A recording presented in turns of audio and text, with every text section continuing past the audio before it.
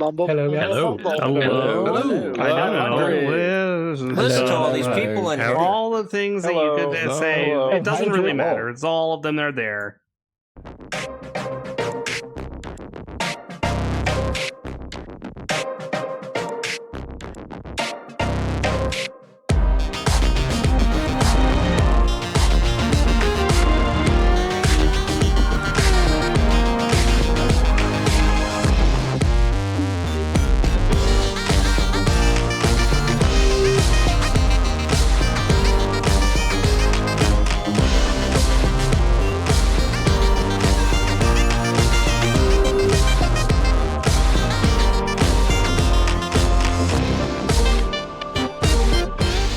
Hello, friends, and welcome into your weekly Linux talk show.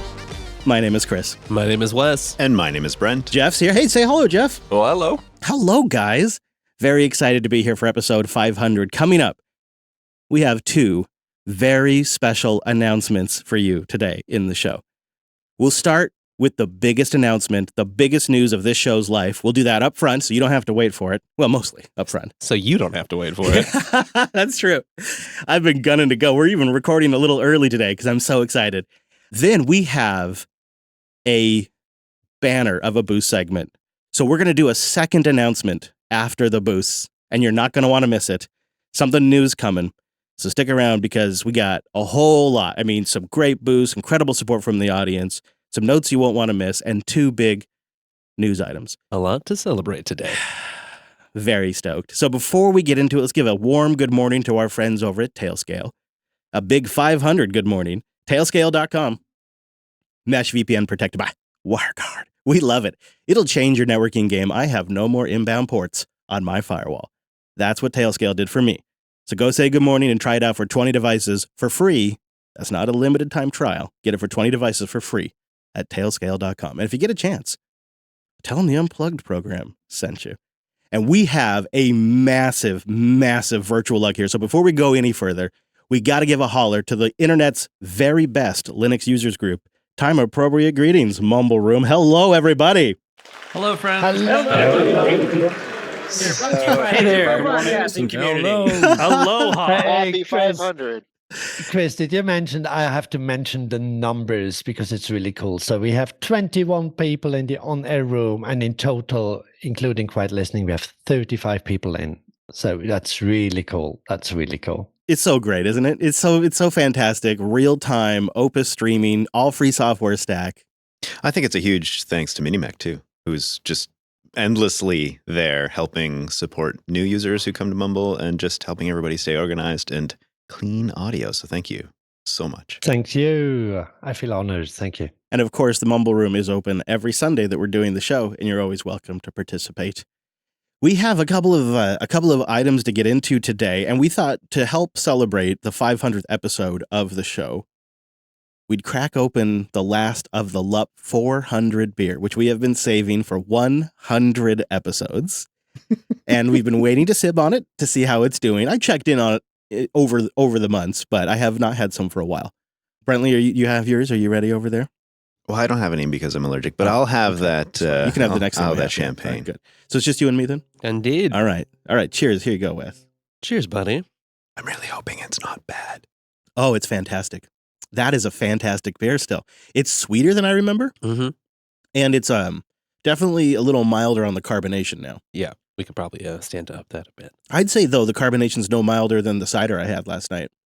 It's just pleasant to drink. It's got a nice taste to it. And plenty of booze. Kind of like almost like a dark, now that it's sitting on the tongue, it's almost got kind of like a little bit of a dark chocolate note to it.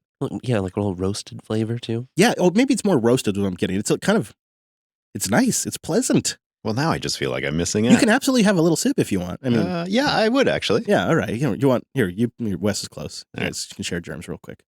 Yeah, just give yourself a little, give it a good sniff. Oh, the nose on is fabulous. I know. I'm really proud of this beer. It's really held up. Wow. That's really great. 400 was a hoot if you haven't listened where we make these beers. Using Linux, of course. Well, of course. That's actually really great. Isn't it fantastic? Jeez, you guys, you make good brew. I think it was mostly Wes, but it was a team effort. Hidea was right. there. She played That's a true. big part. The wife helped too. That is absolutely true. Well, We also are celebrating with a little bit of champagne. Jeff brought us something special from California. Hand me the bottle there, Wes, if you would, so I can show it. I can see why you're inspired, Jeff. Tell us the name of this bottle. Well, I believe it says Butter FS. Yeah, I think the FS looks like maybe it was added, but it was added with style, I have to say. So we're drinking a little Butter FS champagne on LUP 500 today. Don't worry, we're not going to get sloppy. We'll be fine. We'll behave. But cheers, gentlemen. Yeah, and hey, thanks, Jeff, and thanks for all your hard work. We're going to talk some more about today. Oh yeah. Yes, and yes, we have been working on major projects for our server infrastructure and upgrades. Some big stuff. And if you're coming to the show today expecting a real whopper for Linux content, maybe you want something that's really going to change your networking game, you could probably come back next week, because I have a philosophy that Brent reminded me has been in place since episode 100 on this show. And I want to take you back to, geez, can you believe it? 400 episodes ago? Does that even seem possible? That's really crazy. No. I hadn't really thought about the magnitude of that, but I want to take you back 400 episodes ago, where I explained my philosophy around big episode milestones. I happen to believe a lot of people, like, they try to have like a big bang for their 100th episode. You know, they try to do something big. Naturally. But I feel like, no, the 100 should be your low point. Like, you should, if you can, make 100 worse than episode 1. So that way, nobody says, man, they really peaked at episode 100. That's right. Like, you can say, boy, I feel like at episode 100, like, they got their second win. So I think we just got to make a horrible show today, and we're fine. And I think, you know, it was not quite that philosophy today, but this show is going to be a little more nasal-gaving than normal. But let's start with our big news and why it's such big news. And to do that, I actually kind of have to rewind the clock, to more than 20 years ago now. A young lad in high school, just graduating and getting into the industry. And I started attending an event here in the Pacific Northwest called Linux Fest Northwest.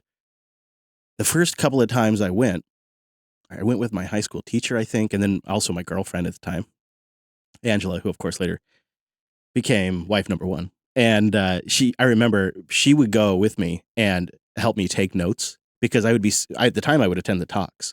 So I would pay attention to the talk, and then she was helping me by taking notes of all the highlights of the talk. So then it was really great.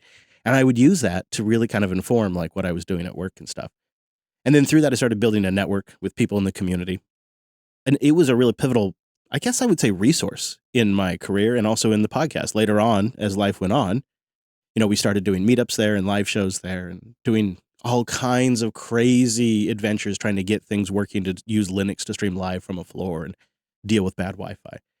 And a lot of our staff here at JB has deep connections to Linux Fest. Brantley, I know for you, it's really how we met you. Your story here on the show goes back to Linux Fest. Linux Fest Northwest 2018, I think is the one I was at. It's such a blur now, but I decided, because I heard you, Chris, and Noah, and certainly community members say this is the Linux event to go to. And I did not live anywhere close at the time. I lived in Ontario at the time, which is totally the opposite end of the continent. And I thought, I need to go to this event. This might just change things for me. And it turns out it did. And it was magical. I met so many great people. Jeff and I met there, actually. That was great. And it turns out now I'm sitting here again. So thank you, everyone. Yeah. Yeah, in fact, we're going to get back to that first moment on the show.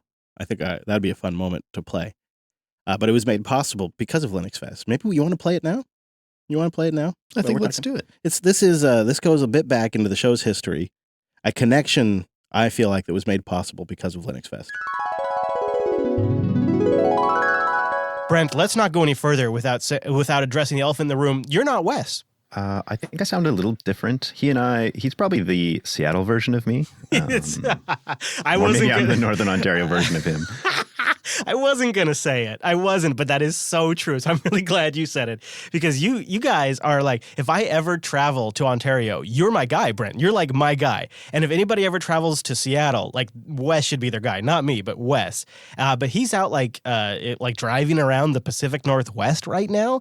And you hit me up and you said, hey, I'd love to join you on the show. And it was just the timing worked out perfectly. And the audience might remember Brent because he was on the show ages ago during Linux Fest Northwest talking about his photography workflow on Linux. And Brent, since you've done that episode, I've probably gotten an email a week asking how can I make that switch? So it seems to be an area, pro photography, where we're picking up a lot of users on the Linux side.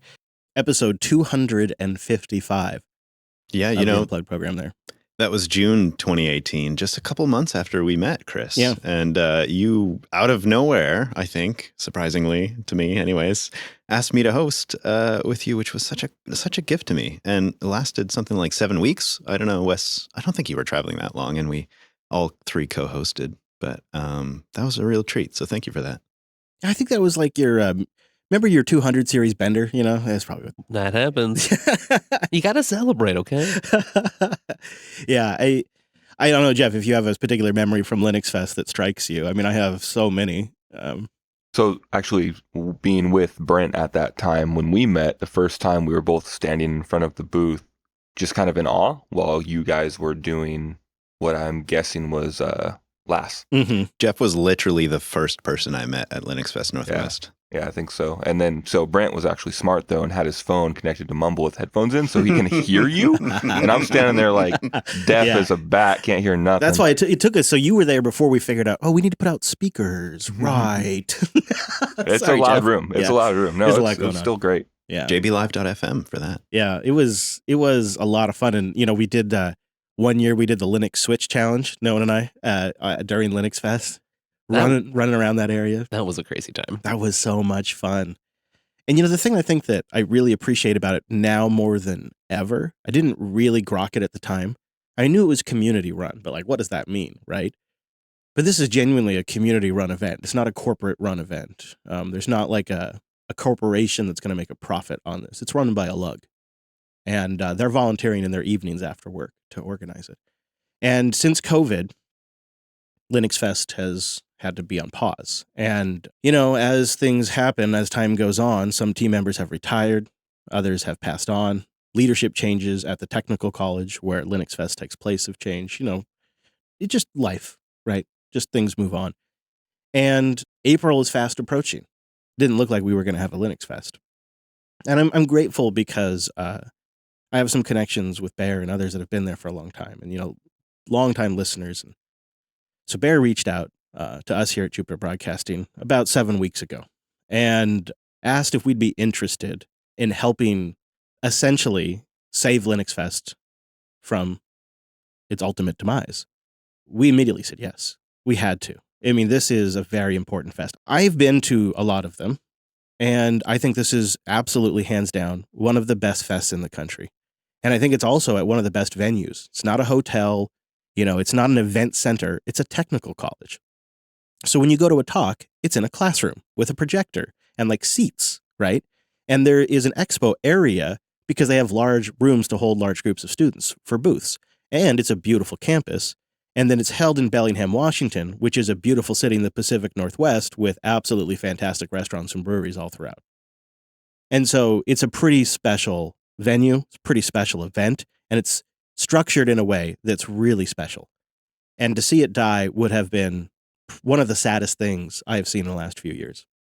So we've been working with them and the team that remains for about 6-7 weeks now to save Linux Fest and keep it going because we know how important it is to this community, to the market, and just really to, I think, networking, just building that network.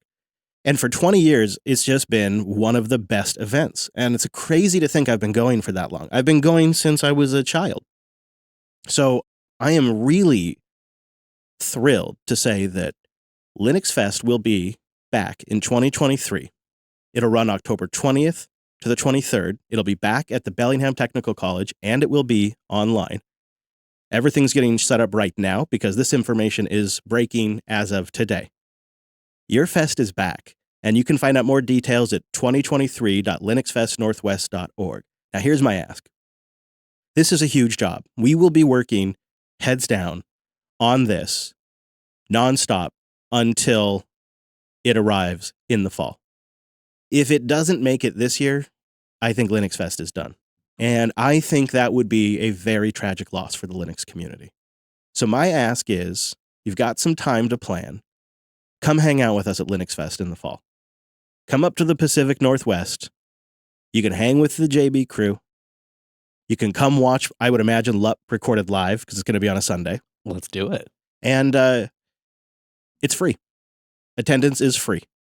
They do ask that you could let them know you're coming because there may be some events you may want to know about, but also so they can plan for swag and, whatever it might be, so sponsors know, just all kinds of reasons, right? There's lots of reasons to know, but you don't even have to if you don't want to. And they're going to make the registration process essentially gone now. So you can just show up and go. So far, well, things may change, right? It's early days, but we're really looking at ways to streamline it. We're not interested in tracking people. And it's going to reflect JB's values the best we can, right? We're part of a team, but we're going to do our best there and work hard to make this the best fest in the country again. And I'd love for you to go check out 2023.lfnw.org. We'll have a link in the show notes. And they are taking your papers right now. If you'd like to submit a proposal, it's open. They got details about the location there. So go check it out. I am so elated that this is going forward. It hasn't been 100% all the way. There were moments where we thought it wasn't going to happen, even as of a few days ago. But, the core team is there. They love this fest, and they want to bring us in to help too. So I absolutely am excited. And this truly is your fest. This is a community-run event. If people have information that they want, maybe like they want to have a booth there or they want to sponsor us, go to the Jupiter Broadcasting contact page and send it under general comments and let us know, and we'll connect you. And we'll get information probably in future episodes on how you can speak to them directly. But I've never done anything like this before. I've never organized an event like this before. I've never been a participant and part of a team that's doing this. And it's a job. It's a real job. And it's one of the reasons I couldn't make it to scale. But here's my last ask, and then we'll go around the room. Please spread the word about this. If you're going to Scale next weekend, tell everyone at Scale that Linux Fest is happening in the fall and that we want to see them there. If you work for a group, start talking to the people in your company right now about sending some of your department to Linux Fest, right? If you can make the trip, start planning. And just right now, what we need is to get the word out. This fest has been pretty dormant. They did try doing some online stuff, but it just really didn't take. And so people are starting, and because it won't happen in April, I think people are going to start assuming the worst. So please help us get the word out there. It's back. We're going to try to make it great. We're going to be there with bells on. This is the first fest since JB has been independent again, and I'm fired up about it. We're going to bring Lady Jupes there. We're going to be boondocking. We may be also doing some of the cooking and grilling. We'll see how that plays out, but we may be doing the grilling for people that come to Linux Fest. And there's more details to share, but we'll wait till they're all firmed up. But boys, I'm very excited. Brent, you've been here throughout the week as this has been on and off, and just the whole back and forth of it. It's been a week. Let's just put it that way. But this brings me so much joy. I mean, I have a personal connection to the history of Linux Fest Northwest, but even at the meetup last night, we heard of so many folks that were there that said, yeah, Linux Fest Northwest, it was such great memories and stuff. So to know that we can make a little difference and help it come back, and to hopefully make some new connections for folks who attended as well, I think that's so special. One question that Casey has in the Matrix room is, are they looking for volunteers to help the fest go smoothly? I could imagine also JB will be looking for some volunteers as well. I'll know more. So one of the things that's beautiful about being at a technical college is that students can participate and help, and they can earn extra credit if they're in some of the right courses. So we do have a pool potentially, but it's never clear how many students will be interested. And because normally Linux Fest takes place in April, and by that point, students are kind of on board with the whole game. They get everything. But this time we're going to be early in the school year. And so I'm not really sure what kind of attendance and participation we'll get in that regard. So I'll know more as we get closer. But JB is going to be there. We're going to have equipment. We're going to need to get set up. So there'll be definitely a lot to do. Technically, the event runs Friday through Sunday. Friday is really kind of a get together and play games night at some of the hotels and eat and stuff like that. I really feel like the core days to be there, if you can't be there for all 3 days, are going to be Saturday and Sunday. Saturday is just fantastic from a talks and session standpoint, and then Sunday, of course, we'll be doing Linux Unplugged live and then hanging out with everybody. So this is as close as we're going to get to a JB Fest. This is it. This is JB Fest, but I am so happy that it's not. Like, I would way rather go to a Linux Fest, right? Because then it's the whole community. It's not just a JB thing. So I mean, there's so many different things that happen at a Linux Fest Northwest, right? Like different interest groups, different areas of different programs. There's like individual distros. There's talks on like the nature of open source development in general. There's something for everybody. Oh yeah, I mean, I remember we were just walking through the foyer area talking to the MySQL dev one time, and he was grumbling about Oracle, and another time Postgres. I mean, just like you just like, oh, I was just talking to the MySQL developer, and I'm talking to one of the Postgres developers. This is amazing. It's just like, to me, those are the celebrities. And the fantastic thing about Linux Fest, and then we're going to move on, but the fantastic thing about Linux Fest is because it is a community-run event, and that's just in its DNA, you get developers and workers, the doers, that go to these events, right? It's not like the sales. It's not super heavy sales and the marketing. It is the doers and the developers. So the people you're walking around with are the people that are creating and working on the free software you love and use, not the people selling it. That's a totally different kind of fest. And that's one of the reasons I love it so much. So excited. We'll have more details, of course. Again, it's going to be October 20th through the 23rd. And the temporary site, eventually we'll get all the DNS switched over, but the site that's live right now is 2023.lfnw.org. Linode.com/unplugged. Go there to get $100 in 60-day credit on a new account. And it's a great way to support the show, especially for our 500th episode. Linode offers great options for developers, end users, and businesses that don't want the complexities of the hyperscalers, and you don't need all of their endless options. It just makes it simple, affordable, and accessible to deploy and manage your projects, your customers' projects, your family's projects, whatever it might be, into the cloud. And Linode does it for a better price and better performance. It's one of the absolutely best performing providers I've ever used. And that matters to me a lot. The other thing is I love the security of knowing I'm not going to have to hop hosts every few years to try to deal hunt, because Linode's got it all, baby. They've been around for nearly 19 years with a great UI, just getting better all the time. A clearly documented, easy to understand API, and of course, easy plugging into any of your infrastructure management tools that you might have today. And Linode has learned that customer support is critical. So they've invested in having 24/7, 365 human beings, tier 1, when you call in or email or submit a ticket right there. And on top of all of that, they got 11 data centers today, and they're bringing on another dozen throughout this year. They're investing massively in their infrastructure this year.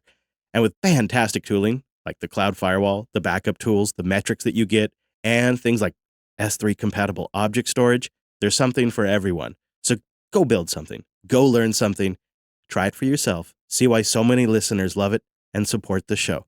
So go get that $100. Linode.com/unplugged. That's Linode.com/unplugged. Kick the tires for yourself and see why we love it. Linode.com/unplugged.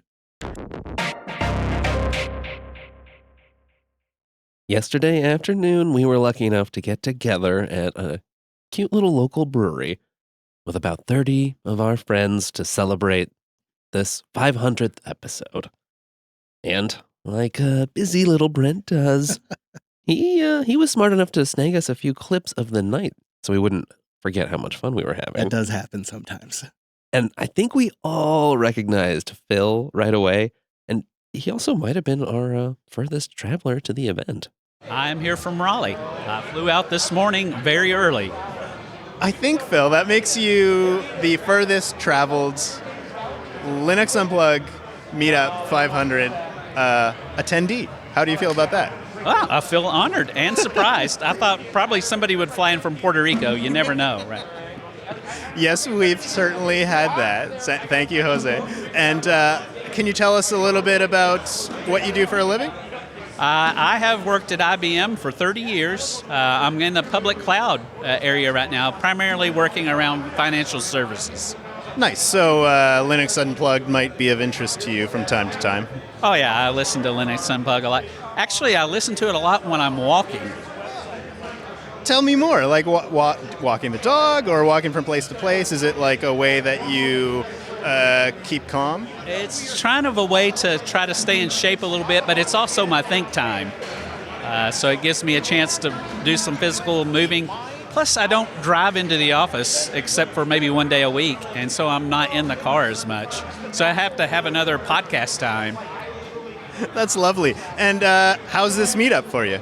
It's great. I've met a lot of interesting people, and it's just a fun time. It's always amazing to see how you get people from just many different walks of life, but it's just this common sense of camaraderie, I would say, that everybody's just really open and really easy to share with and willing to talk about just about anything. So it's really a lot of fun. I would imagine, since you made the effort to travel all the way out here, that you had a good experience the last time and hopefully continue to have a good experience at these meetups. What would you say to someone who's never been to one? I would say if you can get a chance to get one, give it a shot and put it on your calendar or do whatever you got to do to block off the time to get there. I think it's definitely worth the effort. Nice. Well, thanks for being here, and I'm sure we'll meet you at another one at some point. Yeah, I don't know. I've been hearing people say I should come back for Linux Fest in the fall, so who knows? Maybe I'll make it back. The rumors may have been spreading last night at the meetup. I cannot confirm nor deny that. You know, it's funny how the old brain works, right? The old brain noodle just is so unreliable. Like Phil, I recognized immediately.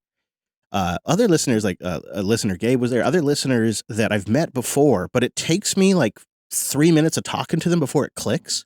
I'm really bad with the faces and the names to begin with. It can be tricky, too, because it's a totally different environment filled with a lot of faces, some new, some not. And, we don't get to see our friends as often as we'd like. So sometimes it's been a little while. Yeah, we need to be better about that. Leave it to Brent to hone in immediately on the Canadian in the room. Heck yeah. I came from Port Coquitlam, just outside of Vancouver, Canada. Aha, so I have my own kin here. Canadians, that's nice. And who's this with you? I'm here with my dog Willow and my dog named Linux and my partner Annette. How great is that? Love seeing that this was a dog-friendly venue, which is great because Levi got to attend. But not everybody realized that Levi was a dog. In fact, I've heard from multiple listeners that they thought Levi was a kid. So in episode 500, I want to set the record straight. Levi is, in fact, the podcast dog, the best podcast dog, and listener Micah, who is a repeat meetupper, who's met up with us before, had to learn that over a period of time. That's right. We met in Portland, Oregon during the JPL road trip, one of the last meetups that happened about 10 minutes away from my house. Was it really that close? Yeah, it's about a mile. And so this meetup is a little further than that. Right. It's supposed to be 3.5 hours, but Seattle traffic made it more like 4.5. Well, thank you for putting up with Seattle traffic for us. I heard you have a story about Levi. Who's Levi to you? Levi is a 7-year-old human child, or at least that's what I thought for about 2 years, listening to Linux Unplugged. Because we often mention Levi, and especially if you're listening to the live show, he sometimes barges into the studio. But today you met Levi, and what did you discover? Well, I'd figured it out long before I met Levi, although I think this is the first time I did. But yes, Levi is in fact a dog and not a person. But yeah, for a good 2 years or so, I thought Levi was one of Chris's kids. Well, I think he is. I mean, he's a little hairier and cuter, but he certainly is in the family, let's say. Cuter? You're recording this, right? I thought that too when I heard that. I was like, wow, man. My kids are humans. You know that, right? But yeah, it was really fun to be able to bring Levi there. He's made it to a few meetups, actually, So that's a pretty neat thing. It's great. And it was nice to see Mike again. We also had longtime listener Mike. I know I've seen him he's sent feedback into Coda Radio several times as well. And I kind of feel like he was sort of one of many that were sort of feeling a little bit of the Knicks fever. Well, I'm here with Mike. Mike, I notice on your name tag it says 2 things. You want to introduce those 2 things? Sure. One, I'm proudly from Olympia, Washington. 2.5 hours south of this location here. And the other is Nix OS, because it is our Lord and Savior in Linux here, which is Linux Unplugged's fault. Oh, really? You're blaming us now, are you? I am. I was happily on Pop OS, Fedora, I forget what I was on. See, that's just it. Before Nix, I have no memory. You seem strangely okay with that. I am okay with it because there is no way forward other than Nix OS. I agree, actually. I'm still having a hard time understanding how I'm ever going to enjoy the touch of another distro. I just, Yeah, it's hard. I am all in on Nix still. I mean, I'm holding it back on the show a little bit just so I don't overdo it, but it's still like, the wife is, she's been doing some interviews for a hospital, and they have like a media series that they do. And, so I got her all set up with like a workstation with a camera and a light so she can and a microphone so she can conduct these interviews. Plasma 5, Nix OS. It was just a no-brainer. And it's just works. She can't break it. You know what? She can't break it. We heard a lot of that. People just saying, I can't break it. Whatever thing they implemented often for someone else that they were supporting, they can't break it. Yep. It just rebuilds. That came up a couple of times. Boom. Now, of course, her Zoom video playback freezes every time she stops moving her mouse. That's just Linux. So yeah, that's still an issue. But so while she's doing the interview, she just sits there moving the mouse around the entire time. She just calmly, like she's pretending like she's not doing it, moving the mouse. That's the sign of a true pro.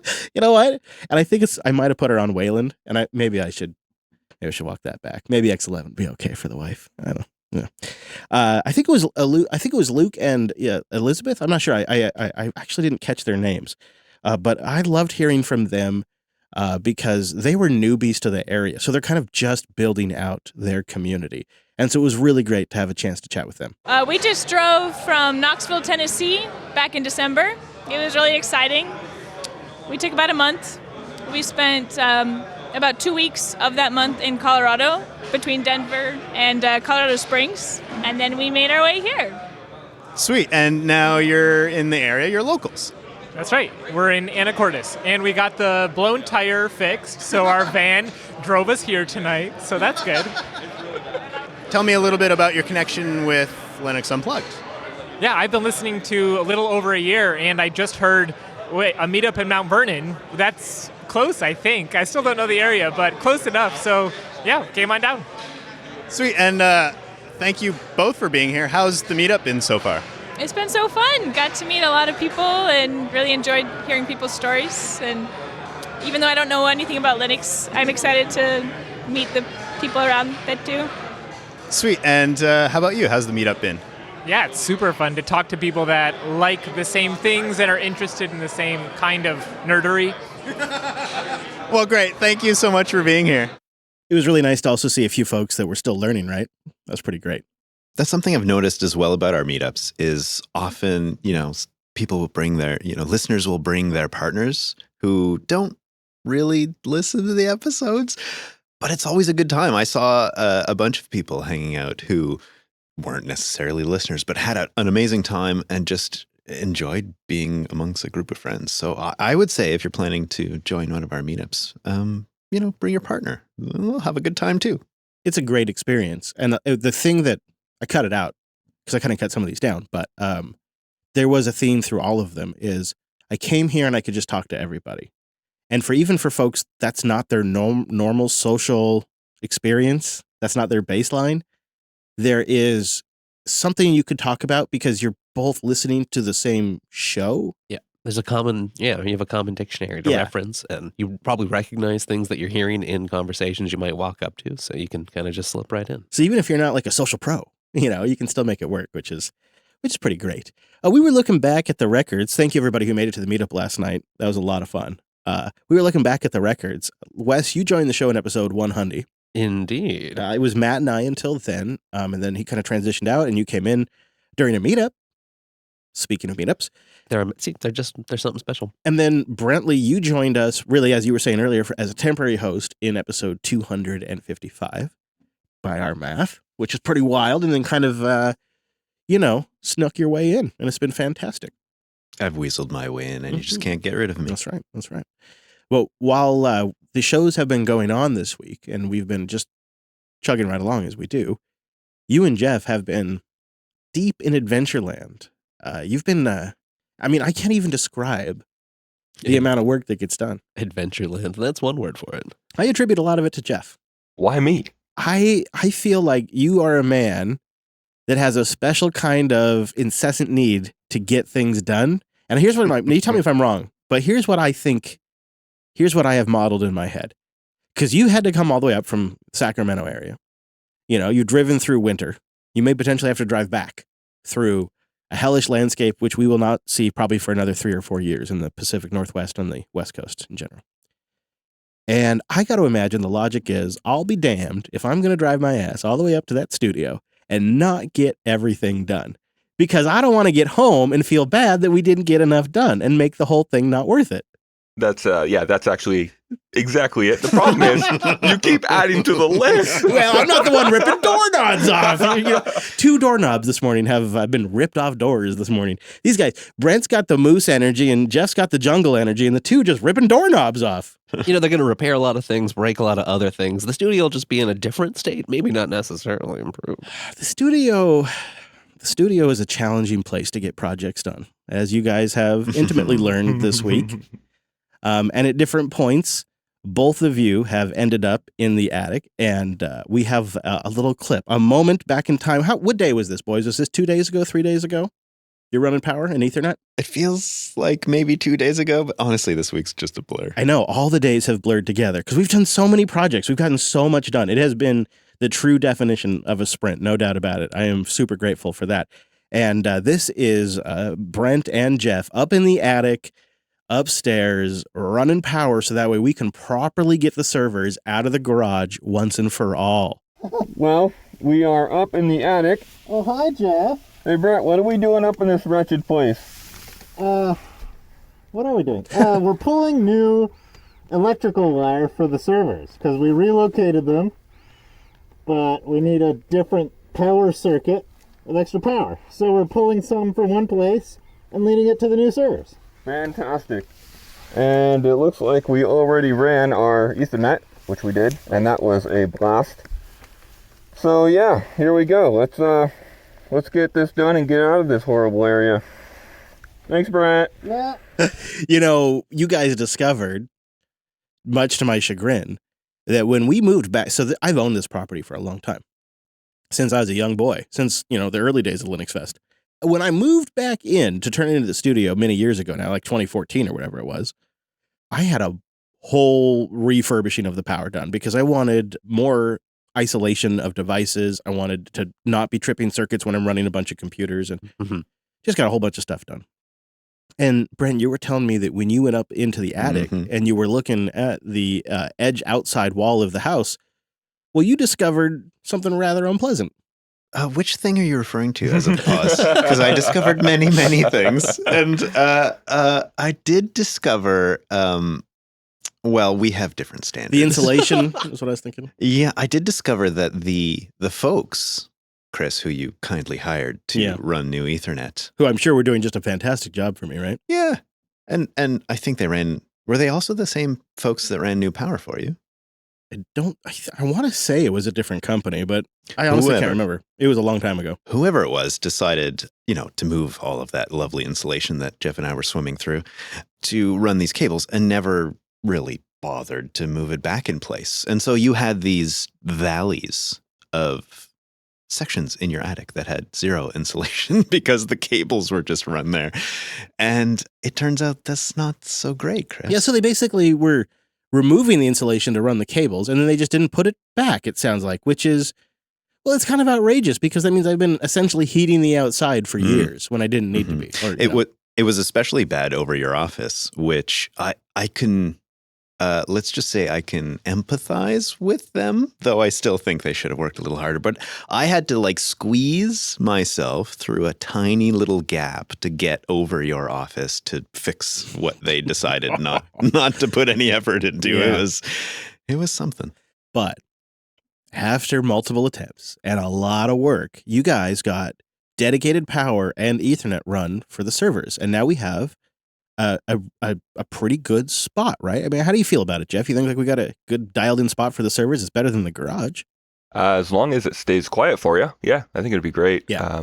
And now that there's some airflow up there as well, having the fan there sucking air up from the bottom should hopefully help it keep everything cool. Yeah, we're going to be monitoring it because one of the fantastic things that Jeff did for us while he was here is he finally got around to a project that's been on my list for like 2 years, and he brought a stack of ESPs and a thermal sensor that does humidity and temperature, and deployed like, what did we do, 5 of them, Jeff, around the studio? There's 6. The server one's ready now too. All right. So we've got now 6 independent temperature and humidity sensors throughout the building, and we're monitoring all of it with Home Assistant, and we have one specifically for the server rack so we can kind of keep an eye on temperatures, which is, we're in a lot better position than we were just before that. And man, it's been slick how easily that was to set up.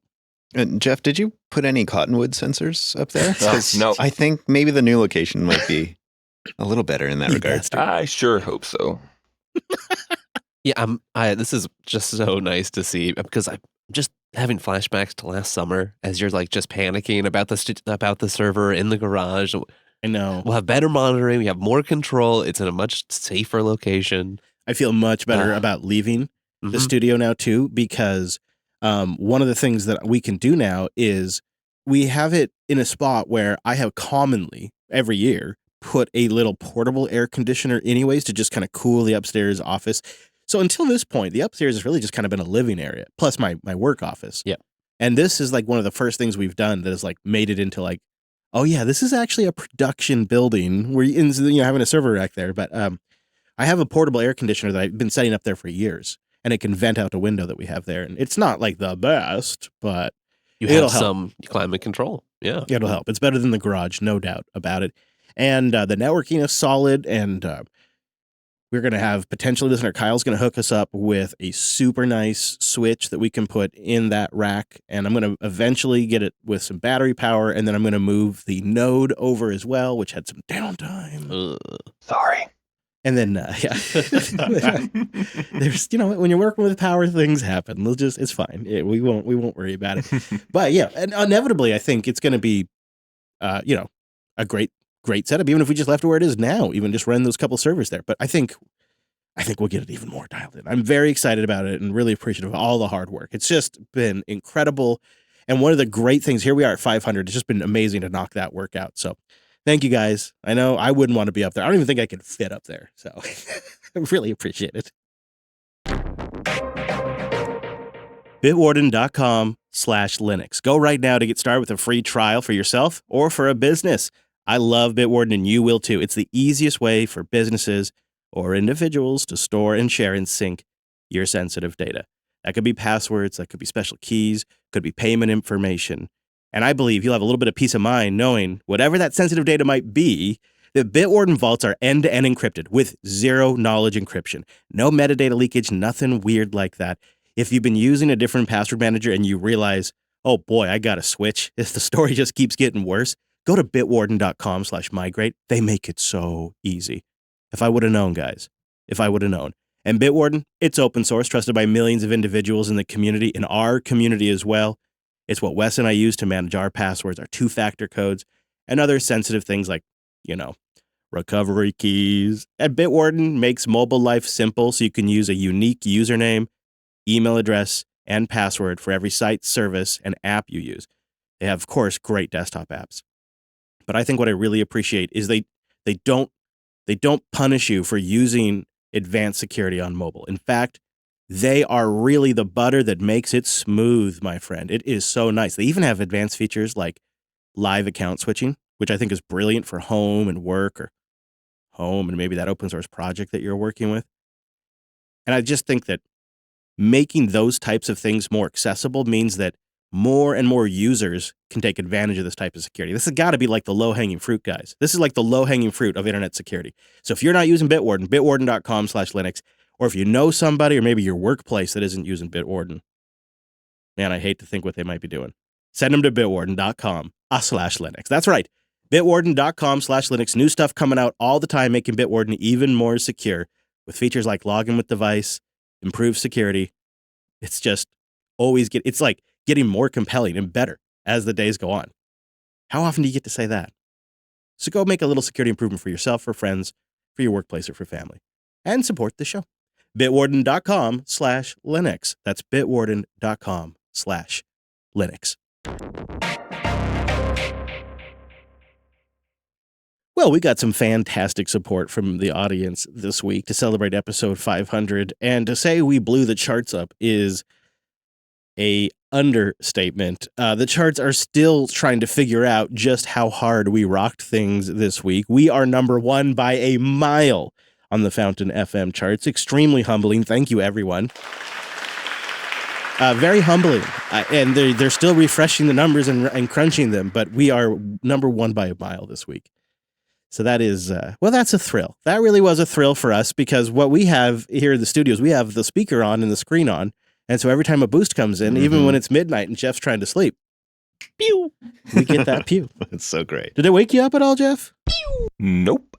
Okay, good. It's soothing to my ears. Good. I'm glad to hear that. So Eric D came in with what is undoubtedly our baller boost of the episode. And so let's get into it.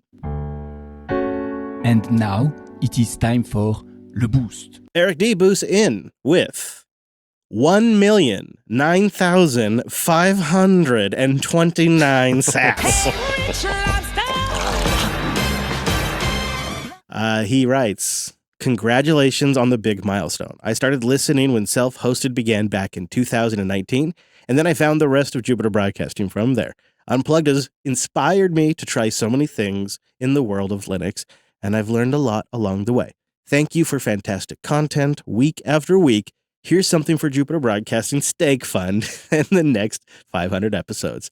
Cheers from North Bay, Ontario, Canada. Whoa. Did you know that's like 40 minutes from where I grew up? Wow. So thank you. Thank you so much. What's really great, Eric, is I didn't read the location until live, and that's really neat. So that was a fun surprise for me. And then we have SU or CD, who boosted in with 555,555 sats, and also, like the rich lobster that he is, using Boost CLI, boys. I know. He says, hey, JB, congrats on 500 episodes of Unplugged. I've listened to all of the episodes. Wow. What? Wow. Has anybody else done that? Boost in if anybody else has done that. I am sorry. He says, as someone who found JB through searches about Awesome Window Manager and then found Fisher and Lunduke, I've been listening ever since. As a party member, I'm happy to help JB stay independent, and I'm happy that JB has thrived through all these years. Well, with support like that, how could we not? Right? That's our superpower right there. Ginger Jammer came in with 509,529 sats. Hey guys, long-time listener and party member, first-time booster. No. Still not convinced on the whole crypto thing, but here's some sats to help get episode 500 on the top of the charts. How awesome is that, right? Like, you know what? You're just like, okay, fine, I'll just get them some sats and send it in. Like, you're willing to jump through the hoops just to help. I appreciate that. Now, don't ever call Bitcoin crypto again. No, I'm kidding. Actually, really, Ginger, I appreciate that you just set that aside and got it done and sent it in. It was such a great supportive boost to it at the same time. I really respect that. Curious Concept boosted in with 500,000 sats. Happy 500! Well, thank you, Curious. He writes, what a milestone to achieve. I've been listening for 8 years now. Wow. That's just crazy, these numbers. These numbers are just blowing my mind. I was curious to try Linux and learn more about it. Little did I know that JB shows would inspire me to switch to Linux full time and grow my career by using my knowledge of Linux to set myself apart from the rest. Thanks for the years of fascinating discussions and for inspiring me to try new technologies. Congratulations on the huge milestone. I'm going to be celebrating with you while sitting in my coder robe. Hey, yo. Look at you. Just like Wes and Jeff. I'd be wearing mine right now, but the wife is actually wearing mine. And you know, happy wife, happy life. Dahaja writes in with 500,000 sats. Happy 500 from Salt Lake City. Can't get much better. Boosting my favorite network while sporting the coder robe and a bearded tux. My goodness. My goodness. It's also pretty cold today. So here's to 500 more. Hopefully next time you come through Salt Lake City, it'll be a little less smoky. It sure was. You remember that, Brent? Oh, that smoke cloud just followed us the whole way there. It was something. It really, truly was. It was like a smoke monster was following us everywhere we went. Like as we changed route, the winds would change and it would blow all of the wildfire smoke with us. You know, I should probably change the air filter in Lady Jupes. Good idea. User 1109 boosted in with 230,000 sats. Happy 500 to Linux Unplugged and the whole JB community. I'm not usually a Fountain user, but I wanted to help secure Lub at the top of the charts for episode 500. I've been listening since episode 400, and the whole JB lineup become some of my favorite shows. Well, thank you. That's very nice, user. And user, if you forgot to set your username and you want to swap it and boost in, let us know who you are. Would love to know. But thank you, user 1109. Well, up next we have the one, the only, the website Wrangler, Elray741, boosting in with 215,921 sats. Coming in hot with the boost. Thank you. Happy 500 for Lub and for Coder. I know I'm a bit late for Coder, but I got a robe to make up for it. Mhm. And I can't quite do 500, so I tried to do 10 less. Hope the network makes it to the top of the charts. And here's to 500 more. Pretty sure I say it enough, but the whole JB crew has made my life much more complete. Oh man. All right, so great. Really one of the most solid contributors out there right now. Just so wonderful to hear from you. And thank you so much for the boost. User Eric the Red boosted in with 150,500 sats. All right.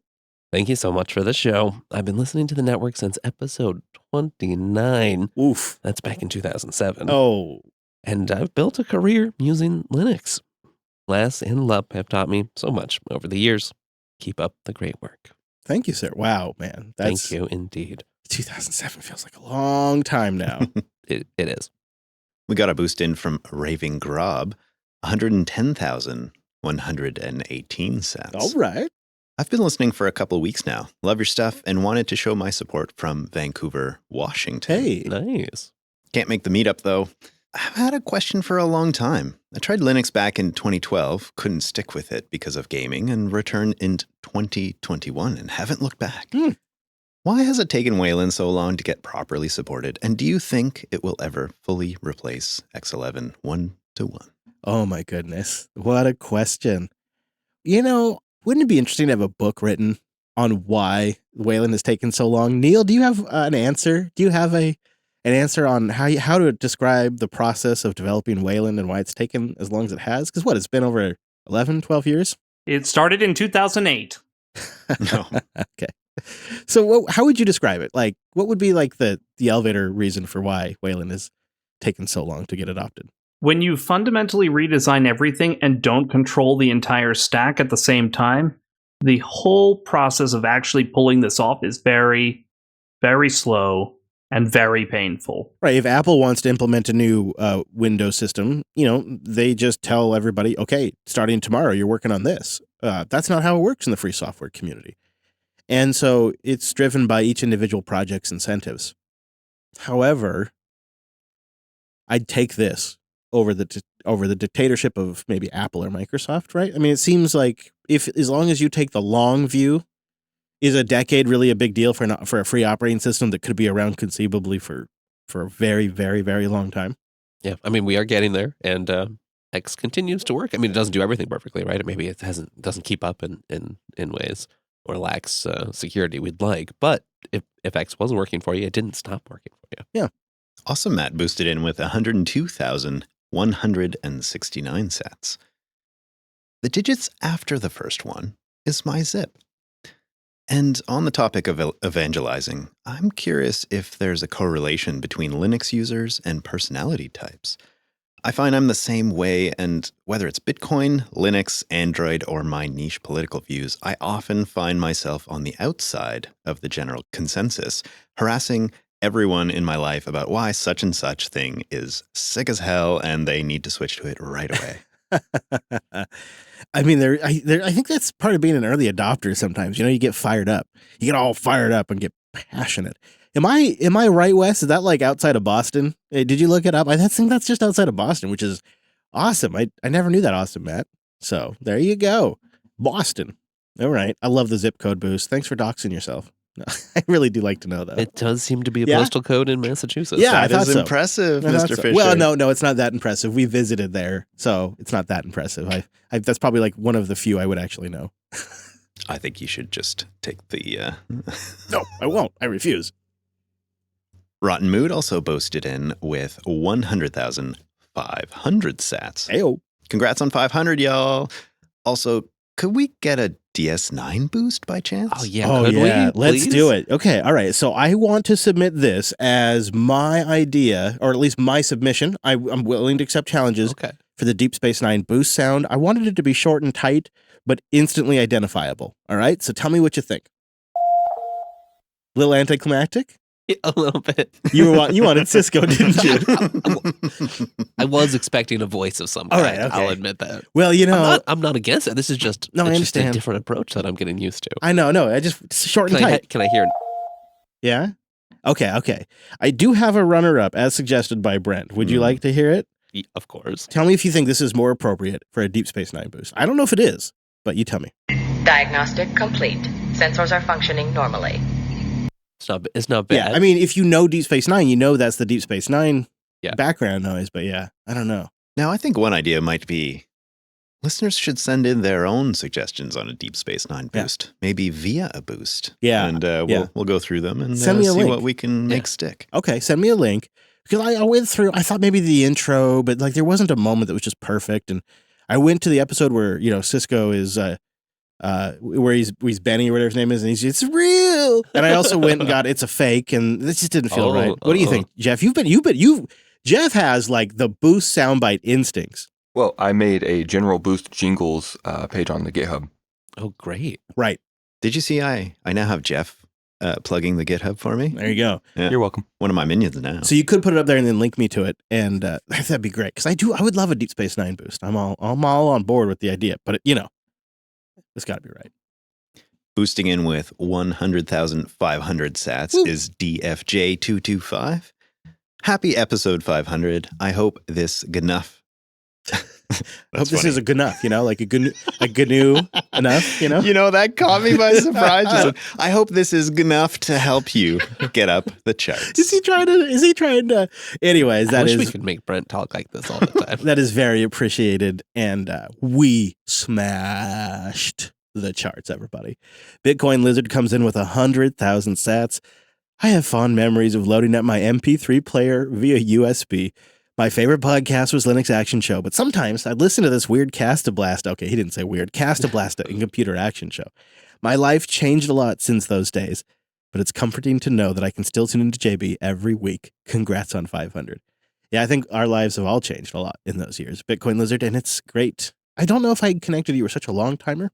I may have, but I definitely have now. High Five Connoisseur boosts in with 97,005 sats. Hey, Chris, Wes, and Brent. Andrew, I'm boosting in to share my location, and the boost amount is my zip code. All right. You're going to look that one up for us, Wes? He goes on to say, I started listening in early 2021 and have become more passionate and excited about Linux and open source. Keep up the great work. Well, it looks to be somewhere near Beaverton, Oregon. Oh, not too far. Well, then High Five Connoisseur. I hope you can come to Linux Fest in the fall. OA Guy 1 boosting with 90,000 sats. Here's for episode 500. Thanks so much for all the incredible work you do. I've been listening to JB since the Lunduke days, and it has seen me from some rough times as a student and an early professional. Having a community like Jupiter Broadcasting has kept me going, and I'm eternally grateful. Here's to 500 more. Oh, thank you. That touches me. Crash Override, which is a great name, 67,000 sats. Happy 500 from all at 1701home.com. Well, I like the sound of that. It looks like it's a Star Trek Mastodon. Cool. 1701 is the home to a Trek-based Mastodon where people can discuss Star Trek franchises while sharing and connecting about other interests. You don't say. Well, I think we're planning to celebrate by watching Picard Season 3 after the show tonight. Maybe we'll have to head over there to 1701home.com. DNL70 comes in with 60,000 sats. Hello, team. Dean here from Australia. Okay, how do we say that? Geelong? I think that's pretty close. Okay. I've been listening to Jupiter Broadcasting since it went independent about 3 years ago. I just wanted to let you know how much I've enjoyed the content, both on Unplugged, but also self-hosted and office hours. Please keep up the good work. And know that you all are appreciated. No. Oh, geez. I'm starting to blush over I'm here. getting misty over here. Take over, Wes. Well, Tomato Deer boosts in with 55,500 sats. It's called GNU/Linux/Wayland/Pipewire/KDE/Proton. But go podcasting.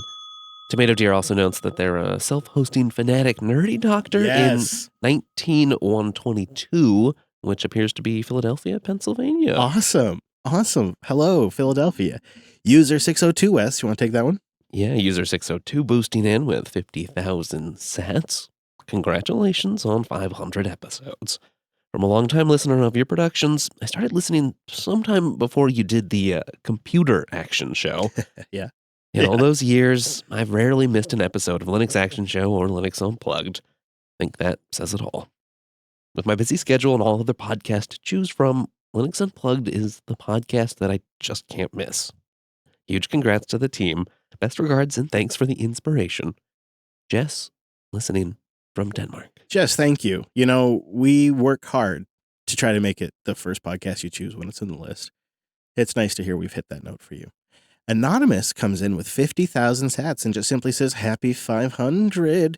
Anonymous, if you meant to set a username and want to boost in and correct, you are welcome to, but we also respect when people want to stay anonymous. Indigo Snake comes in with 50,000 sats and says, Grats on episode 500. I think that's technically Eric, or an Eric, and one of the Erics. And those are two just really nice, short, sweet boosts. Night 62 also boosted in with 50,000 sats. Congrats on episode 500. About 8 years ago, I searched for what is the best Linux podcast? Because I wanted to learn more about Linux and open source software. That is how I found JB, and I've been enjoying your content ever since. JB makes content that is fun, educational, and has a high production value. So thanks so much for years of great content. Listening to you every single week for so many years makes you feel like family. I wish you all best and hope to be boosting for episode 1000. Yeah. Aw, that's so sweet. That's what we're gunning for. Heck yeah. Albert also boosted in with 50,000 sats. Boosting in for episode 500 of Linux Unplugged. Expat living in postal code 669-6101. Try that one, Wes. Yeah. Always up for a JB meetup here, by the way. You won't regret it.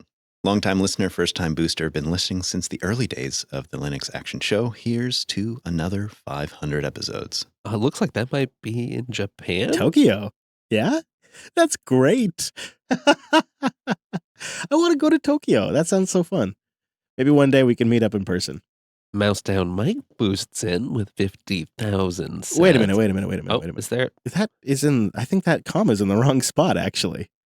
I think that's too many zeros. I think it is 500,000 sats, actually. Okay, well, look at that. Amazing, and thank you. Congrats on 500 episodes. That's an incredible amount of work, and it's greatly appreciated.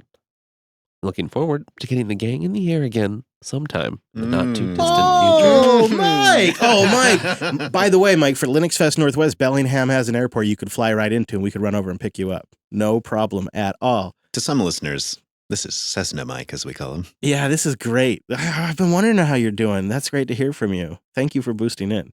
And I hope we'll see you soon. We would love to. Bought Criminal boosts in with 57,773 sats. My zip codes now are belonging to you. So that's the boost amount there. Yeah, I love this. Let's go check that out. This is fun. I feel like getting to know where people are at is really a neat kind of thing that I didn't expect for 500. South Dakota. Oh, I've been thinking about South Dakota because it's really friendly to RVers. Like, you could become a resident over there. Can I come park in your driveway for a bit? Thought Criminal also says, Happy 500. I love me some LUP. Let's top this index. Yeah, we sure did. Barzaital? Yeah, sure. Boosts in with 36,908 Satoshis. Another zip code boost. That's right. That's right. This is, you know what? This is a thing now, right? This is a total thing. Choctaw County, Alabama. How about that? Also writes, I've been listening to JB shows since 2015, I think. Fuzzy that far back. Amen. All I really remember is my first Linux was Ubuntu 8.04 off a CD with a book I bought at a bookstore Yep. a couple of hours from home. Yeah, remember the magazines used to come with the discs? So it's one of the reasons you bought the magazine is then you get the CD. I'm a habitual tinkerer, and Linux has scratched that itch for a lot of years now. Thanks for the great content. Well, thank you for the boost and the support. Jeff of the Jungle comes in with 19,058 sats. Congratulations on 500 episodes. I've doubled the boost to hear your content for another 500. In college, when my PC died, I once used a SunSpark 5 that I built from parts through eBay as my primary desktop. Wow, that was a time. Rest in peace, son. At the time, I thought I would need Solaris experience more, but it's good that I also worked in Linux. So, what is the most obscure hardware you've used to run Linux on or another Unix OS? Mine's probably old. I don't know if you guys have any weird obscure hardware that you remember, but I remember when I first sat down, I was so excited. I was going to get to see the System 390 mainframe. And this was the mainframe that ran the bank that I worked for. Big system. And back then it was connected to, tape reel systems and printer systems and check scanner systems. And they used this proprietary IBM fiber connection stuff that was essentially glass wire, but some sort of weird thing that IBM developed in the late 80s, early 90s that was its own beast and just connected and to different storage. Everything, it was in its own cabinet. It wasn't just one big machine, but it also was a very big machine. And I remember we were going to get Linux on the System 390. And I guess I was expecting something like super high end in advance. Yeah. And what I got was I'm not even joking, an OS2 warp machine that was a 486 that was built into the mainframe. Like the 486 IBM PC was on a tray that slotted into the mainframe. And then the monitor was also, because these mainframes are huge. They had big consoles and stuff. And the monitor was OS2. And then you would launch a terminal that would connect into the virtual machine where I was going to install SUSE. And it was the craziest setup. And I'd never used OS2 before then. And that's a trip. It's like if Windows went a different direction and OS2 itself is its own alternative reality. It was quite the experience. I'll never forget it. I don't know. You guys, anything weird you've ever used Linux on? Well, I was running Gentoo on my Wii for a while. That was fun. Yeah. That was actually quite useful. And then I guess in the Unix world, I did some stuff on the Mac Xserves, which I don't know how many people actually used one of those. That's what I ran Gentoo on. A lot of my printing went through Gentoo on an Apple Xserve running Cups. And one of the reasons I used Gentoo is because Cups was so new. What about you, Jeff? Come to think about it, I actually think I ran Linux before I knew what Linux was. While tinkering on my DS, there was a little Linux port for the Nintendo DS, and I had to try it, and it gave me a terminal. And then, I was a kid in high school. I had no idea what I was doing. But Asteroid OS, just want to represent, still on my watch, still on my wrist. There you go. That's a great little device. Yeah, for sure. Great question. I think I have kind of a different one than all of you. The question is the most obscure. And I think mine would be using a PowerPC version of, I think it must have been XFCE or something like that on an old iMac G3 to pull some information off that thing. This for my uncle of ago. mine. Oh yeah, this was 2008, I imagine, and that thing was really old back then, and worked flawlessly. Of course. Do you remember if it was Yellow Dog Linux or anything? That's what I used on the old No, PowerPC. it wasn't Yellow Dog. That doesn't sound familiar, but I would guess it was Xubuntu would be my best guess. Did Xubuntu have a power? I mean, I guess it did because maybe the whole Debian family had PowerPC ports. Yeah. So yeah, I guess. Yeah, I can't remember. I feel like I'm starting to forget more than I remember. That's what happens when we've been doing this too long. Zakadak comes in with 10,000 sats. I have to say, you guys have been an interesting influence since starting to listen to you. I've taken up a laptop and used OpenSUSE Tumbleweed. I've spun up a Nextcloud, I've loaded up Tailscale, and I've swapped my phone to Giraffing OS. And I've begun the long march to de-Googling most of my life. Thank you, and keep it up for another 500 episodes. Yeah, man. By the way, people asked at the meetup over and over again, I am still using Giraffing OS. I did have some weird battery issues, but actually, as long as I reboot every few days, doesn't seem to be really a problem. And I'm still chugging along on Giraffing. Dan Johansson boosted in with 9,529 sats. Heyo, Dan is a longtime reliable mumbler in the virtual lug. Say hi, Dan. Hello, guys. Hey, Dan.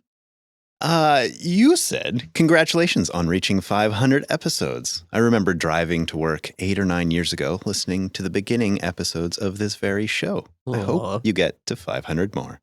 Wow, thank you. It would be about 9.5 years ago, as a matter of fact. How about that? Yeah, we're hoping. We're still going full steam ahead. And there's this guy named Ryan that boosted in with 9,529 sats as well.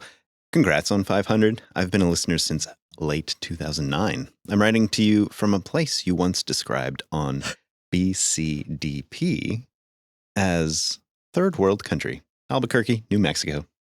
BCP, what did you? It's the Bitcoin Dad Pod. Yeah, the BCDP is the Bitcoin Dad Pod. And I did, here's what it is. A guy named Ryan. Go Google image search Albuquerque, New Mexico, and then go Google image search Santa Fe, New Mexico. And I think the results speak for themselves. But I got to tell you something. I've had the New Mexico itch recently. I don't know why, but I kind of want to go back. It's just flaring out. Also, I could live in Santa Fe. Have you looked at these pictures? Have you seen Santa Fe? God dang it, that's adorable. It's ridiculous. No place has a right to be that adorable. So yeah, there are highlights. In fact, one of the nicest things on a road trip, like 2 road trips ago, was we stayed, of all places, at a shutdown casino because of the lockdowns. And there was this huge, huge storm that rolled in. We were just grateful to be off the road and have a free place to park. But then after the storm passed, it was during sunset, and there was a freaking double rainbow. And I'll never forget that, because double rainbow, what does it mean? See, you're biased by the double rainbow. I get it. For sure, dude. The Muso boosted with 9,529 sats. Congratulations on 500 episodes. I've been listening since early 2020, and I've enjoyed all the LUP episodes I've listened to. Over time, I started to listen to all the other Jupiter Broadcasting shows, and now I enjoy them all. Here's to the next 500 episodes. Keep up the wonderful work. Oh, jeez. Thank you. Oh, it's embarrassing. Just thank you very much. All right. Moving right along, as they say. The Golden Dragon comes in. I'm going to give him a row of ducks. That's a mascot boost. Yep, mascot boost. 9,529 sats. I've been listening since around the Arch server or the Arch Challenge days. Oh yeah. Flashbacks. Yep. It's been joyous part of my commute and work days. Starting the Ducks meme for the show has been one of my top achievements, and hearing all the Linuxy goodness and great advice I've been asking has also been great. He goes on to say the community here has been top notch, and the folks I've gotten to chat with in Matrix have been stellar. Here's to 500 more, and here's to 10 years and 10 years more. Thanks, JB and community. Oh, well, thank you. I really appreciate it, Dragon. It's great to hear from you on 500. Tim Apple boosts in with 9,529 sats. I think it's time for JB to take on Twit and cover more. Maybe a Mac show, since you use enough of their products. Maybe a second show with Mike. Either way, I've always loved JB shows, been listening for close to a decade. Cheers. It's for people who like to mess with computers. It's just like a show where you get to vent about macOS. That's... Been, probably younger Chris probably would have. You already do the live streams often. That's true. We got Coda Radio when things really get kind of wonky with mic setup or something like that, where we'll vent. You're not that far away from doing it. You could. You even have the proper studio set up. You have the whole ability to bring guests on and whatever. You could do it. Just because you can doesn't mean you should. You have more than you this time. That's a big difference. I actually think one of the better things we've done over the years is refine the lineup and kind of focus in. I think that's been a good move for us, and because I think this niche is underserved in terms of where we address. Whereas the general technology space and Mac podcasts and tech podcasts, man, there are just millions out there. And we would just be one more in a sea of many. I say that, and then watching episode 1,000, we'll play this clip back and laugh at me because JB will be some big, huge tech podcast empire. But I don't know if I see it right now. Martin DeBoer boosts in with 9,529 sats. Hi, Chris, Wes, and Brent. Happy episode 500. My question for this episode, and Chris, this might be for you here. Which of your former co-hosts are still your friends, and do you still talk to them often? I'm thinking about Brian Lunduke, Matt Hartley, Noah Chalaya, and Joe Resington. Best regards, from the Netherlands. Oh, all of them but that Joe Resington guy. No kidding, right? That guy you can't. No, I'd say all of them to a degree. I mean, I probably chat with Joe the most, and probably Noah still the most. How can two of them be the most? Well, that's not how that works. In terms of like actually, or maybe Brian, I don't know. It's like, it kind of varies just kind of what everybody's got going on, because we're all really busy. So it's not like we're not just like, and you don't make content together, so you don't have like a coordination point to talk. So it's just when it happens, right? Yeah. And here I thought you were going to say you're all just situational friends. So because you don't work together, there's nothing to say. No, we don't. There's actually, we should probably chat more. I mean, there's always inside baseball too. So there is work stuff to talk about, even not content related. Don't get me wrong. But then there's also like, because we've all been watching this for a long time, there's sometimes things to kind of chat about there. So it just sort of depends. I don't really, I am not great at keeping in touch with people outside the shows, just because this is really what I'm focused on. But they generally will reach out from time to time, or I'll chat with them. It happens. Thank you for the question. I'd love to go to Netherlands one day. Neural LP boosts in with 9,529 sats and says, congratulations on episode 500. Well, thank you, Neural. And then Hybrid Sarcasm comes in with 9,529 sats. Hey, Chris, I want to hear more about the demerger. I said you could ask anything. I want to know more about the demerger from JB and a cloud guru. Life prevented me from listening just before the acquisition of Linux Academy until about a year ago. So I'm pretty out of the loop. I've listened to Linux Unplugged 368 for the official announcement. Oh, that's nice to know. I wasn't sure where that was. I've also tried to access the demeter fact, but it's vanished. I'm really curious to know more about why you bought JB back, respecting any NDAs or confidential agreements as you can. As always, thanks for the great content. Wow, that's a big question. The people that don't know the history, about 2018, I went to Texas Linux Fest, as one does, because I love me at the Linux Fest.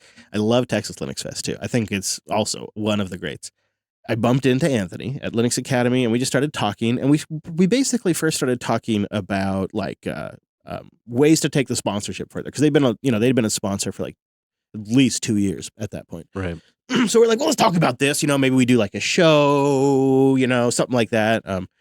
And as we started talking about, like, what show we would create and who would be the right people and all that kind of stuff, but I just sort of shifted into, well, what if you guys just came and worked for Linux Academy and just did the shows you're doing? And, as somebody who had been going for like 12 years at that point, independent, but really by the skin of my teeth, little did I know, actually weeks out from a life-threatening medical issue, and I had no health insurance, I decided, let's do it.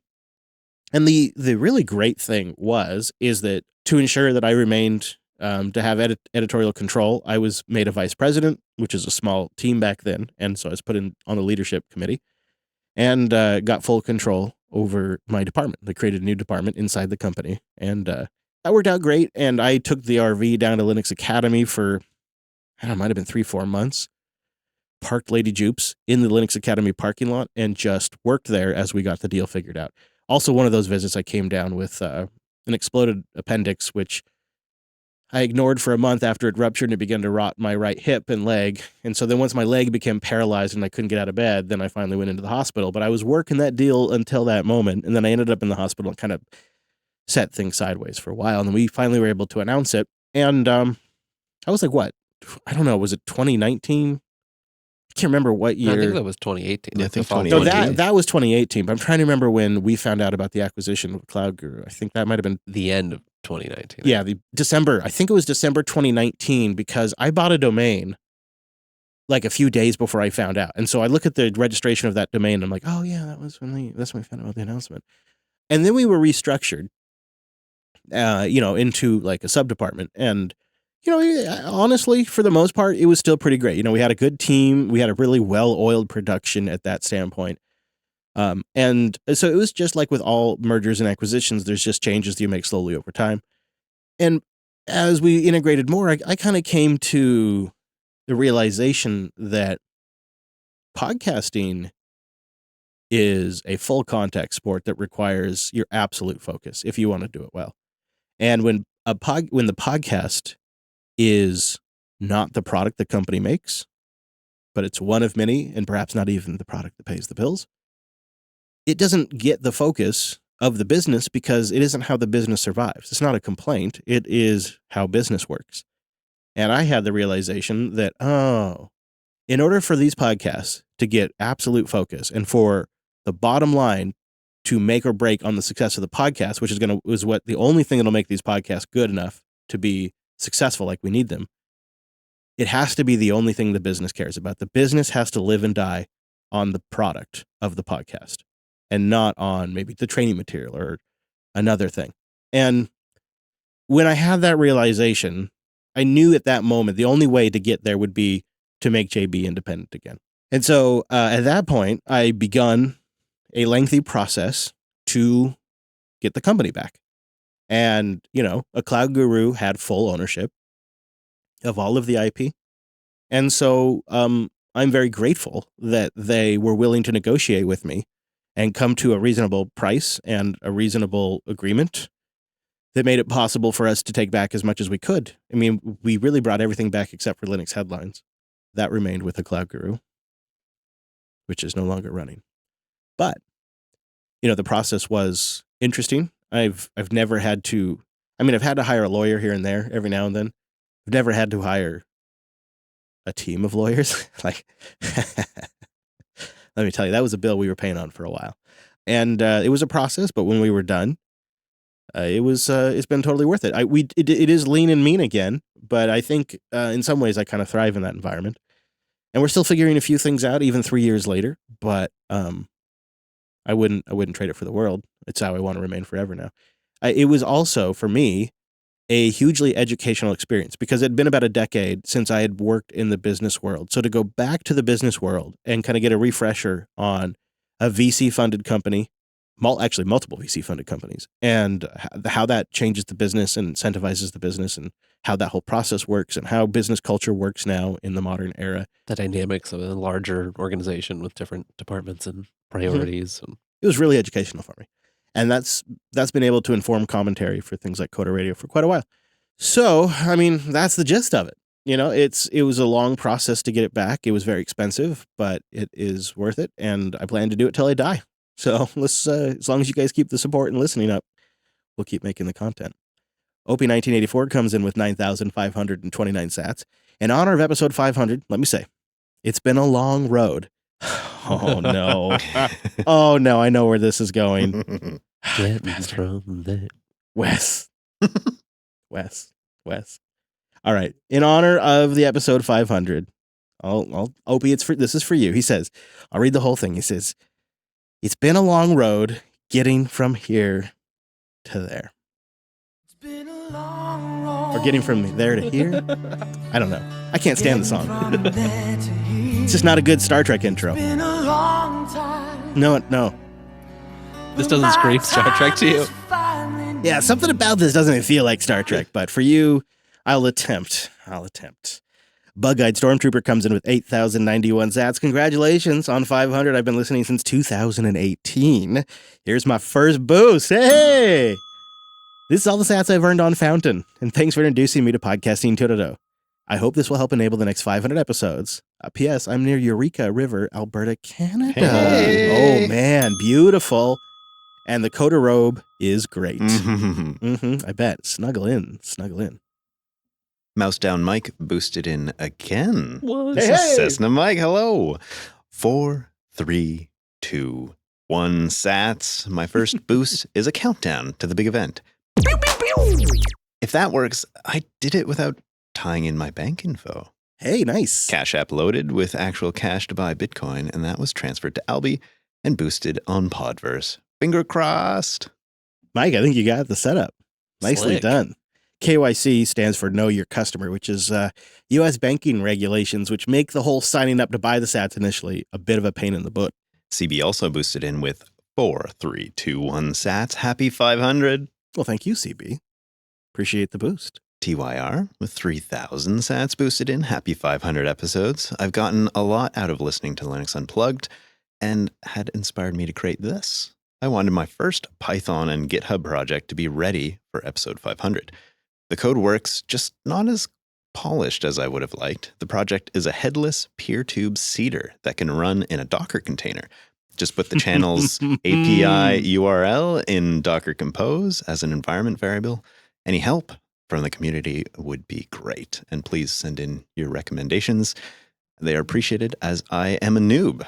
This is so great. Just what we needed. So we've been talking on the show about a way to headlessly seed our peer tube stream to add a little bit extra in the areas where maybe other listeners are not yet seeding. Choose the seed a little. Yeah. This is so great. This is so great. That's this like is a wonderful gift. This is really great. If you want to get involved with this, we'll have a link in the show notes. And this is a Python script that uses Selenium and Firefox to monitor and seed live streams from our PeerTube channel. And that could be a great way to just donate a little bandwidth, maybe from a spare VPS that you have, or maybe you got a great connection. And we'd be especially grateful for people around the world that could help some of our remote viewers that... establish a Jupiter outpost, perhaps. Yeah, thank you. Is it TYR? You think it's Tire? Thank you, sir. Really appreciate the boost and really appreciate the project. We will link that in the notes. Grounded Grid boosts in with 2,600 sats. In episode 499, someone else boosted my favorite number of sats to boost. But it seemed like nobody got the reference. For those that don't know, 2,600 hertz was the frequency tone to reset a trunk line and make free long-distance calls. Awesome. Captain Crunch was the nickname of John Draper, who figured out that you could make the right frequency with the plastic whistle that came in a box of Captain Crunch cereal. Just dial any free 1-800 number, fiddle with your whistle to reset the line, and then dial the actual number you really wanted to call. Oh, man, I can't believe I missed that. You know, I was thinking about the cereal, and then I was thinking about Captain Kangaroo, and I never even thought about the original phone hacking stuff. So good. Thank you for pointing that out. Can't believe we missed that. I'm glad we got that correction in. Chori the Hellhound boosts in with 2,500 sats. Don't laugh over there. That's so good. Congratulations on reaching episode 500. Here's to another 500 more. Hey-oh, thank you. It may not be much, but I thought 2,500 sats was a good amount to chip in. Also, I do slightly apologize for the Linus Tech Tips diss, but I still think you produce better content. You actually make Linux fun, and I am grateful for each episode you produce. Well, thank you. We're grateful for the boost. Oh, another mascot boost from the Golden Dragon with a row of ducks. On the Wi-Fi issue, that was why I went back to Windows when I initially attempted to switch way back in college. The network drivers just weren't quite up to snuff as they mostly are now. Hope to be in quiet listening, maybe making a comment or two on air on 500. Thanks for another wonderful show. I see the Golden Dragon in there. Hello, Golden. How are you doing? Hey, how's it going? Fantastic. See you going around in the chat room, too. You're a busy man while you're listening. What's your setup over there? You got multiple monitors? Are you doing all this on one screen? Yeah, I've got 3 monitors. Hey! I've got the crazy setup at home. Well, thank you for the boosts. We appreciate it. In fact, there was another part of that boost. One more note here. 2,223 sats. It's like a slightly upgraded duck row. Quack. On the packaging issue, I just don't quite understand the need for so many package types. Could be my less than 10 years Linuxing, but anyway. No, you never will. No, you gotta let it go. Human's gonna human. They're gonna scratch them itches. And maybe they're not scratching the itch you want, but this is the way it goes. And it's not necessarily a bad thing either, because that's how we find more creative solutions to problems, and we all learn from each other. Agreed. Right. Faraday Fedora comes in with a row of ducks. Chris, your story on how you started JB and your passion for Linux mirrors how I felt when I first started listening. Back in 2019, my gaming PC decided to let the magic smoke out. Oh, man. All I had was an old 32-bit era laptop. I was struggling to keep up with Windows. I did some research and I found Linux. After installing it, I was amazed by how the old computer was just able to be usable again, with endless possibilities. Shortly after that, I found JB, and my excitement for computers was reignited. They continue with, what do you call it? Some fat ducks? What do you call the with the 3 in there? Upgraded duck row? It's not. I like fat ducks better. Yeah, that's comes with a fat duck. On the topic of AntennaPod, I can't wait for them to add value for value. I've been using Fountain for a week. I sure do miss AntennaPod's polish and features. But on the bright side, I'm supporting the podcast I love. Yeah, it took me, I'm not going to lie, it took me a month to fully switch over to a podcasting app or so, to Podcasting 2.0 app. And first I did Fountain, and then I did Podverse because, GPO. There are times where I still miss my old podcast apps, but I'm also very excited about the future and where it's going. AntennaPod needs someone to help close the gap on integrating the Albi support. It's one of those things they're not opposed to, but they need somebody to do the work. It's a free software project. It's just how it goes. That would be pretty killer. Yeah. HDL comes in with a row of ducks. If I could, I'd send you 500 ducks. I would.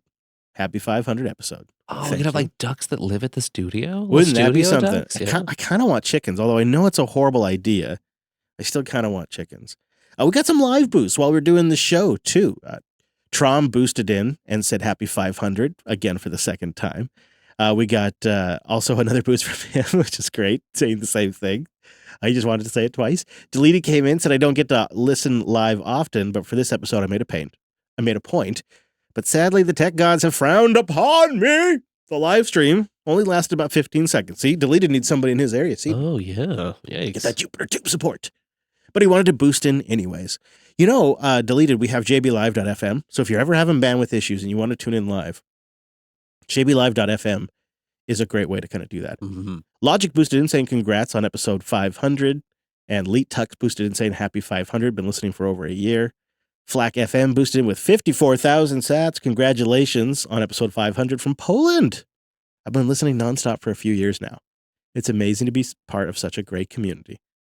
500 finally made me cave and set up the boost stuff. Thanks for that. And thank you for all your contributions to the website and other projects. Dan Johansson comes in again with 6,760 sats. I'll get these numbers right. Since some people started boosting with their zip codes, I'll contribute mine. I don't live in the States. I live in Denmark. So the boost amount is my zip here. Oh, all right. Did you look it up, Wes? Did you look it up? I'm looking it up. But I'm getting Washington. Are you getting Washington when you look it up? That's weird. No. Maybe Dan's in the building. Lustrup? Here it says he's in the living room. I don't know. That's weird. I don't know. And then Linux Teamster came in with a zip boost, 19,135, which appears to be in Philadelphia. Well, maybe we need a Philly meetup. I hope it's sunny over there.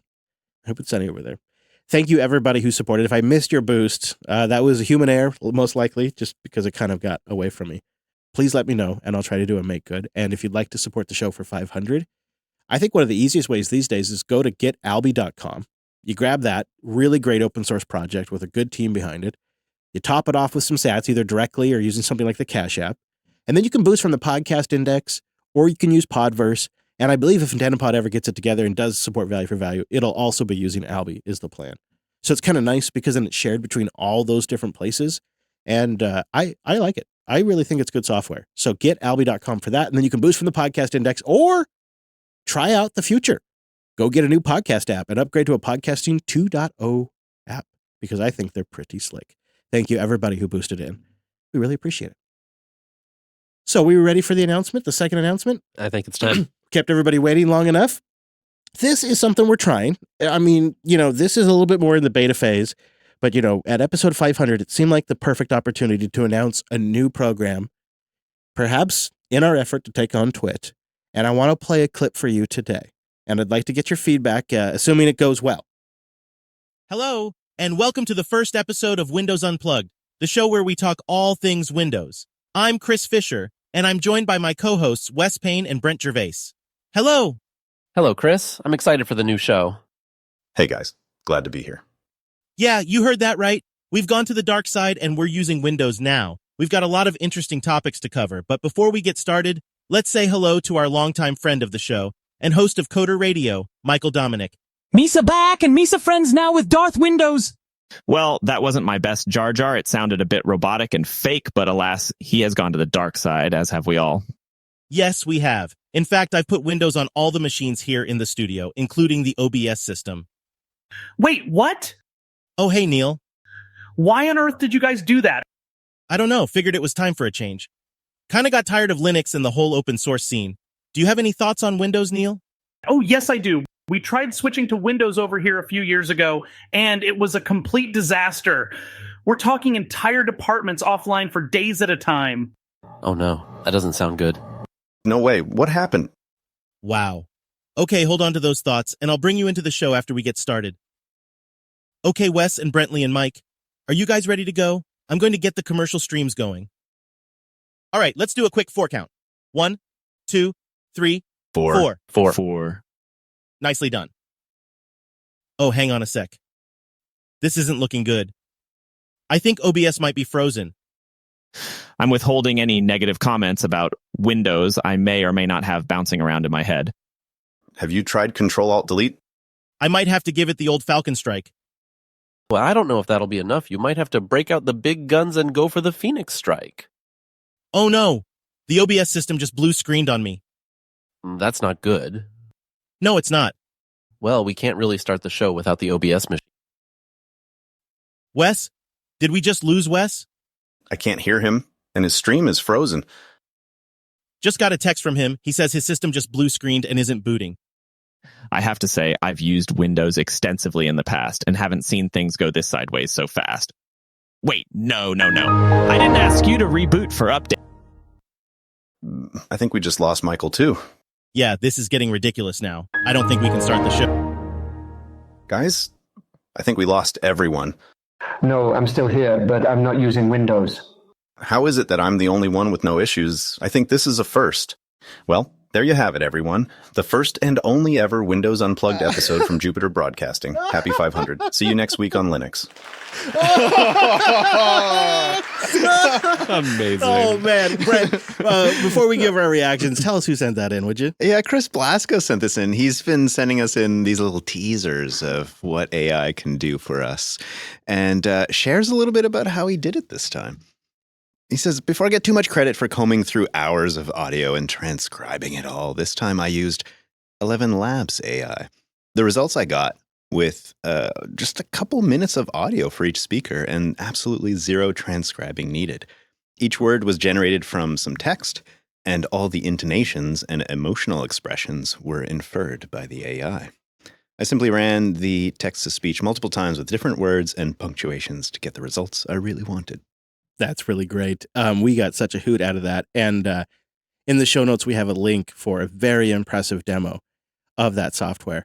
But what Chris did there was what I think the sweet spot is that legitimately sounded like something we would all do. And 100%. I think he nailed Neil.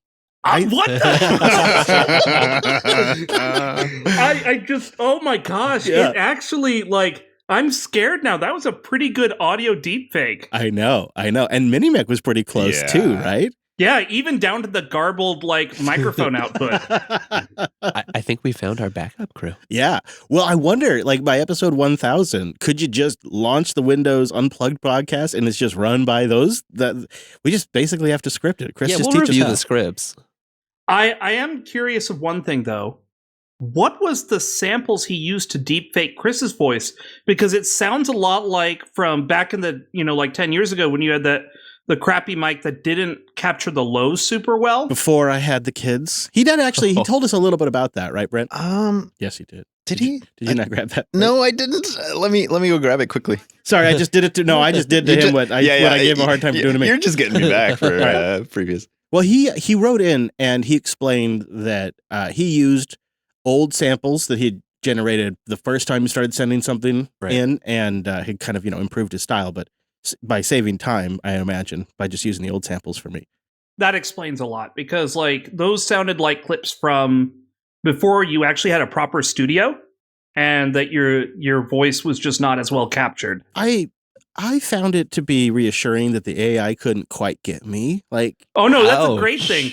I am freaked because of how well that sounds for me. Right? Yeah. But also, it's not exactly like I'm working in the best auditory environment, so there's that too. It's like a new mode for meetings, so you go from not even having your camera on to just typing what you want to say, and then it does the voice too. And I'll just have ChatGPT do that part, so I don't even have to do that part. ChatGPT's got it covered.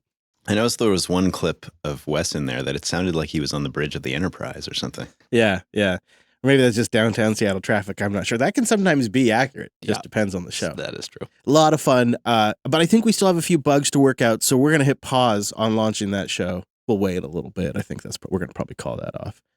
Maybe we'll refactor it and come back in episode 1000 and we have some research to do, clearly. Manage those blue screens. I mean, you can't record a Windows podcast on Linux, so we're going to have to sort that out.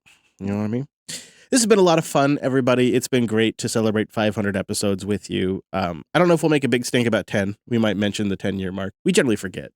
So you don't. You probably have to remind us. Yeah, no, really, I do. You did not forget the 10-year mark for all the other shows. You're not forgetting it for this one. Well, it's because usually somebody reminds me. We'll be distracted trying to come up with content. Yeah, but you know what? We love it when you guys join us live. Great showing today. And of course, you're always welcome to hang out with us on a Sunday. We do it live at noon Pacific, 3 p.m. Eastern over at jupiter.tube. See you next week. Same bat time, same bat station. And it's always a good time. Either way. You can always get the episodes published when they're ready at linuxunplugged.com or jupiterbroadcasting.com. Our RSS feeds are there as well as our contact forms. It's always a good way to catch a show, even if you don't want to catch it live. I understand. You can download it. Like 99.8% of you. I get it. We save it to disk for that exact reason. Drew's like, yeah, please keep downloading. Please keep downloading. A big thank you to Drew, too, for editing the show. All right, everyone. Thanks so much. See you next Tuesday.